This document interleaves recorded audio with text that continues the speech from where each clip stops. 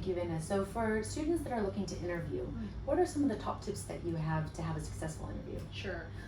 You really do need to do your research into the company that you're going for, because without research, when the employer actually asks, what do you think about the company, and you can't really give a concrete answer, that really shows that you're not prepared for the interview. So go on LinkedIn, research about their company latest happenings. Sometimes Facebook might also have their recent events, and of course their corporate website will actually tell you a lot about what the company does, where they have in terms of locations, any openings that are in future relevant for you as well, and the structure of the company. I think you need to do a lot more to get prepared.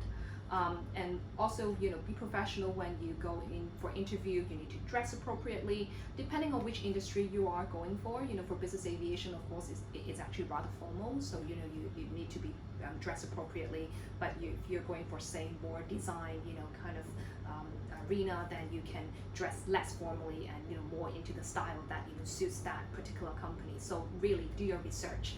I would also say, remember that is an elevator pitch of yourself, when you go for interviews. So employers also, in the first 5 seconds would actually have a full screen of you very quickly. So your handshake, your body gesture, how you sit, how you actually place your hand, all actually come into matters. So you better prepare yourself and perhaps practice at home, do your gesture, sit comfortably, do not move around too much. And for ladies, I would recommend you not to actually wear any perfume, because some employers might be, hiring managers might be allergic or sensitive to perfume. So that's actually one pitfall, coming from an interview. And of course, attitude is the key. Remain positive, always smile. Even though if you can't give a perfect answer, just smile and try hard to come up with the right answer. That you feel comfortable, and don't think that you're actually letting yourself down. So just carry yourself through, and you will be fine. Thank you.